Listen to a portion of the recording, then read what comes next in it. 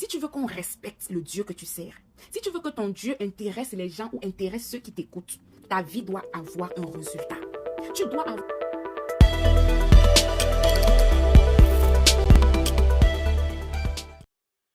Shalom, shalom, peuple de Dieu. Bien-aimé, aujourd'hui, je dois te dire ça. Il faut que tu saches que notre Dieu est le Dieu de la démonstration. Notre Dieu est le Dieu du proving. Si tu veux qu'on respecte le Dieu que tu sers, si tu veux que ton Dieu intéresse les gens ou intéresse ceux qui t'écoutent, ta vie doit avoir un résultat. Tu dois avoir un résultat. Tu dois avoir des témoignages. Dieu doit pouvoir démontrer qu'il est Dieu dans ta vie en faisant des choses qu'aucun homme ne peut faire. Mais si tu parles de Dieu et qu'on regarde ta vie de janvier à décembre, de lundi à dimanche, de Genèse à l'Apocalypse, du 1er au 31, et qu'on ne voit aucun résultat, mon ami, ton Dieu ne va intéresser personne. Si ta vie est plus misérable que la vie de ceux à qui tu parles de Dieu et à qui tu promettes une meilleure vie, mon ami, c'est normal qu'on te gifle. C'est normal qu'on t'insulte ou qu'on insulte ton Dieu. Parce que le Dieu que moi je connais, c'est le Dieu qui dit et la chose arrive. C'est le Dieu qui ordonne et la chose existe. C'est le Dieu qui a dit que la lumière soit et la lumière fut. C'est ce Dieu que je connais. Tant que tu n'as pas de résultat, ton Dieu ne va intéresser personne et personne ne va le respecter.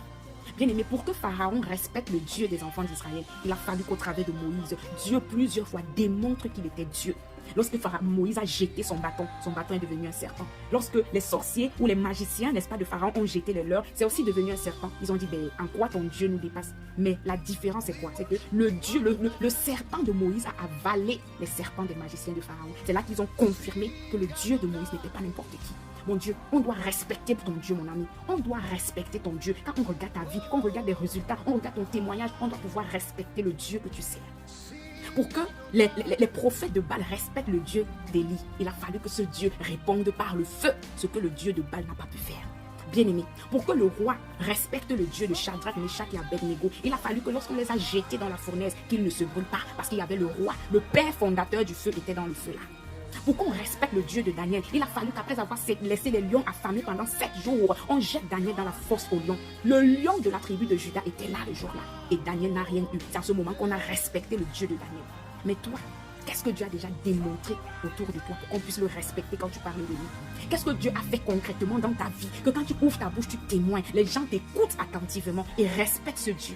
Bien-aimé, ta vie, c'est ça qui doit parler à ta place.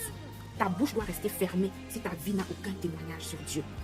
Que le Seigneur te bénisse pendant que tu expérimentes sa toute-puissance, pendant que tu expérimentes sa démonstration. Parce que notre Dieu est le Dieu du vouloir et le Dieu du pouvoir. Que ton nom demeure béni au nom de Jésus-Christ. Shalom.